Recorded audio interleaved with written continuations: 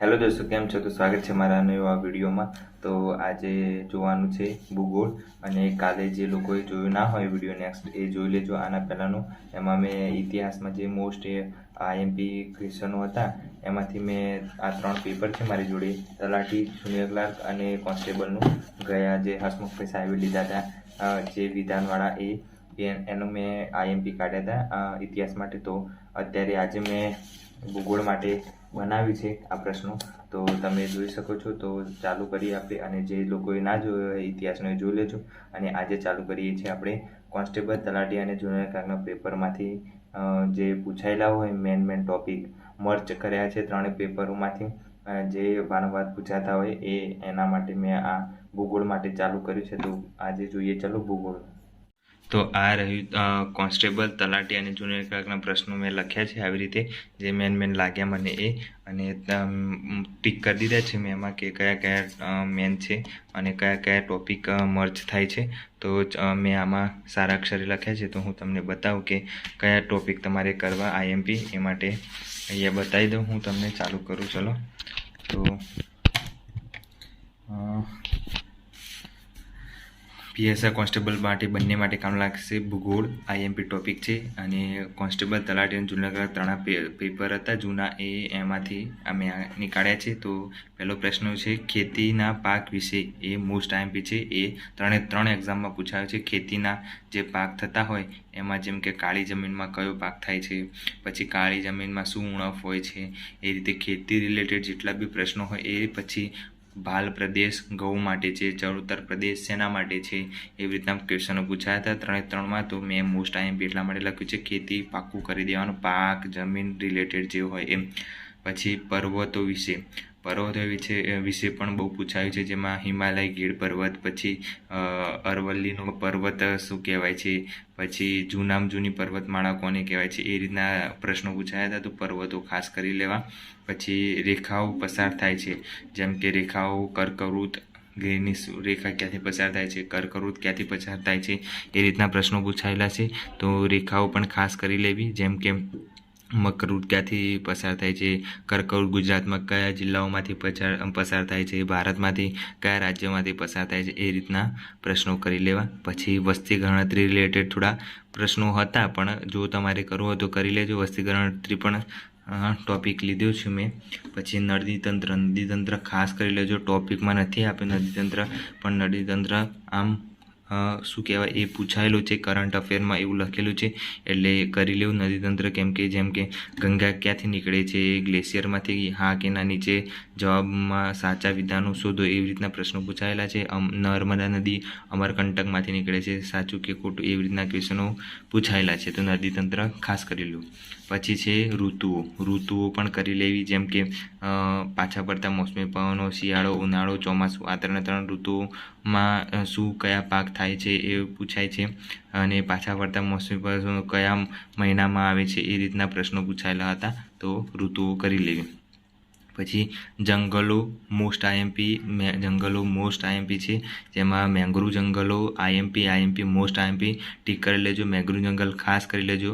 Mangrove જંગલના વિશેષ ઉપયોગો એના પૂછાય છે. મેંગ્રુવ જંગલમાં કયા કયા પ્રાણીનો સમાવેશ થાય છે, એ રીતના પ્રશ્નો પૂછાય છે. તો કરી લેવું જંગલો. પછી ખનિજો, જેમ કે ખનિજો કયા રાજ્યમાંથી વધારે મળે છે, શું મળે છે, પછી ખનિજ તેલ, પછી કુદરતી વાયુ, આ 3 ટોપિક છે એ મોસ્ટ આઈએમપી છે, તો એ પણ કરી લે. પછી ગ્રીન હાઉસ અસર છે એ કયા વાયુઓથી થાય છે, પછી ગ્રીન હાઉસ અસર કયા વાયુથી બચાવ થાય છે, એ બધું ગ્રીન હાઉસમાં આવી જશે. તો ગ્રીન હાઉસ કરી લેવું.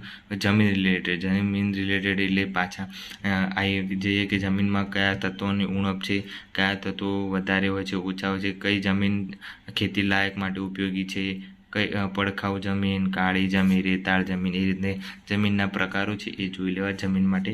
પછી વન્યજીવ માટે અભયારણ્યો છે, એ બધું વન્યજીવમાં આવી જશે. પછી ભારતીયના જંગલો, જો જંગલો પાછું આવ્યું, અહીંયા બી જંગલો, એટલે જંગલો આઈએમપી છે એટલે જંગલોના ક્વેશ્ચનો બહુ પૂછાય છે, તો જંગલો કરી લેવા ખાસ કરીને. પછી વાયુઓ કરી લેવા, ઓક્સિજન, હાઇડ્રોજન, એ બધા વિજ્ઞાન ટેકનોલોજીમાં આવે છે, અને આમાં બી આવે છે ભૂગોળમાં. તો વાયુઓ કરી લેવા. પછી પર્વતો પાછું આવ્યું. પર્વતો મેં આટલે કીધું હતું પહેલું જ અહીંયા, અને આ પર્વતો આપણા ગુજરાત રિલેટેડ છે. પેલું ભારત સંદર્ભે છે, આ ગુજરાતી. તો પર્વતો ગુજરાતના બી કરી લેવાના, ભારતના બી કરી લેવાના. પછી છે રાષ્ટ્રીય જળમાર્ગ, રાષ્ટ્રીય નેશનલ હાઈવે, એટલે જળમાર્ગ જે પૂછાય છે એ કરી લેવાના. જળમાર્ગ જે ગંગાનો અને હલ્દિયાવાળો જે જળમાર્ગ છે એ પછી નેશનલ હાઈવે કરી લેવાના. એટલે આ પ્રશ્નો રાષ્ટ્રીય જળમાર્ગમાંથી પૂછાય છે. પછી પર્યાવરણના ખાસ પ્રશ્નો પૂછાય છે, એ ભૂગોળમાંથી પણ પૂછાય, પર્યાવરણના પૂછાય. એટલે પર્યાવરણને બચાવવા માટેના પ્રયત્નો જે થતા હોય એ રિલેટેડ કરંટ અફેર રિલેટેડ બી પૂછાશે અને રિલેટેડ બી પૂછાશે. એટલે પર્યાવરણમાં જે આવતા હોય ટોપિક એ કરી લેવા. પછી રાષ્ટ્રીય ઉદ્યાન અને અભયારણ્યો, આ ખાસ કરી લેવા. રાષ્ટ્રીય ઉદ્યાન કયું રાષ્ટ્રીય ઉદ્યાન ક્યાં આવેલું છે, જીમ કોર્બેટ ક્યાં આવેલું છે, પછી કાળિયા અભયારણ્ય ક્યાં આવેલું છે, એવી રીતનું બધા અભયારણ્યો જે અલગ અલગ છે એ બધા કરી લેવાના. એટલે એમાંથી પ્રશ્નો પૂછાતા હોય છે. તો આટલા મેં મોસ્ટ આઈએમપી નીકાળ્યા છે, તમે જોઈ શકો છો. તો તમે સ્ક્રીનશોટ લેવું હોય તો લઈ શકો છો, લખવું હોય તો લખી લેજો, કેમ કે આ ટૉપિક હું હવે ટેલિગ્રામ ચેનલ બનાવવાનું છું, તો એ નીચે મેન્શન કરી દઈશ ડિસ્ટ્રિક્ટ. તો તમે ત્યાંથી જોઈન કરી લેજો, અને હું લિંક મૂકી દઈશ, તો ત્યાંથી તમે મેળવી લેજો. અને બધાનો પ્રશ્ન હતો કે આ 3 પેપર જોઈએ છે મારે, તો આ મેં લખી દીધું છે. એ કોન્સ્ટેબલ, જુનિયર ક્લાર્ક અને નીચે છે મારી જોડે તલાટીની. તો આ 3 પેપર છે મારી જોડે. તો જેને જોઈતા હોય આની PDF બનાવવાનું છું હું હવે 1-2 દિવસમાં, તો મૂકી દઈશ ટેલિગ્રામમાં. અને ટેલિગ્રામમાં નહીં મુકાય તો જોઈએ પછી તમને કેવી રીતે પ્રોવાઈડ કરી છે, તો હું આપી દઈશ. હમણાં કંઈ વાર નહીં લાગે.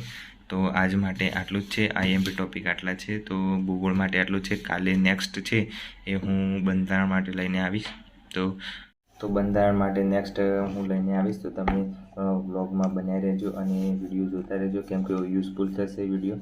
અને આ જે આવનારી PSI અને કોન્સ્ટેબલની એક્ઝામ છે એમાં પાસ થવાના ચાન્સ છે થોડા વધી જશે.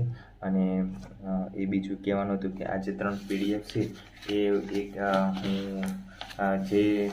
જે પણ વ્યક્તિ પહેલાં 5 જણને શેર કરશે આ વિડીયો મતલબ જે અત્યારે હું આઈએમપી ટૉપિક માટે બનાવું છું, ઇતિહાસ ભૂગોળ એ રીતના. તો આ જે અત્યારે હું અપલોડ કરું છું એ જોઈ રહેલા હોય એમાંથી જે વ્યક્તિ 5 જણને શેર કરશે એના સ્ક્રીનશોટ મને ઇન્સ્ટાગ્રામ ઉપર મોકલશે, તો એને હું આ 3 PDF વોટ્સઅપ કરી દઈશ. એ મને જે 5 સ્ક્રીનશોટ મોકલી દેવાના, 5 જણને મોકલી દીધું એવી રીતે.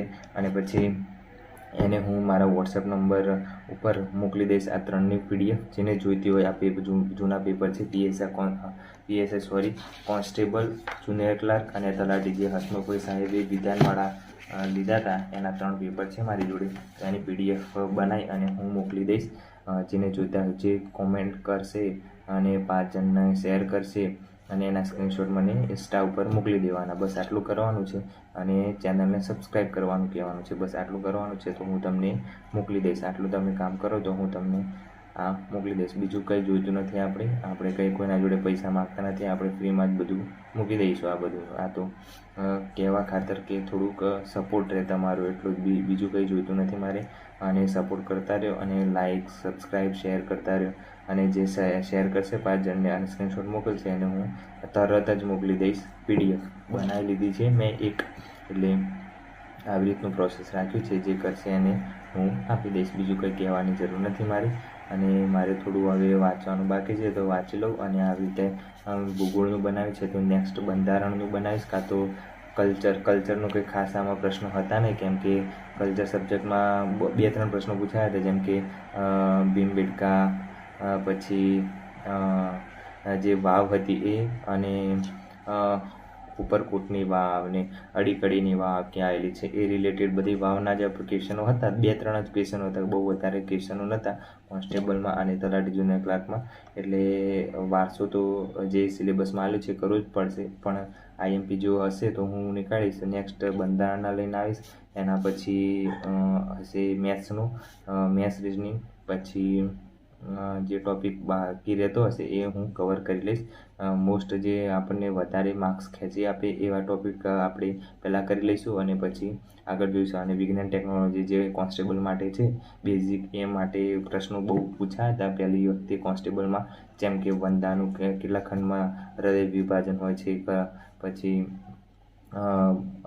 શું કહેવાય કબૂતરને કેટલામાં હોય છે, એ રીતનું રિલેટેડ બહુ ક્વેશ્ચનો પૂછાયેલા છે વિજ્ઞાનના.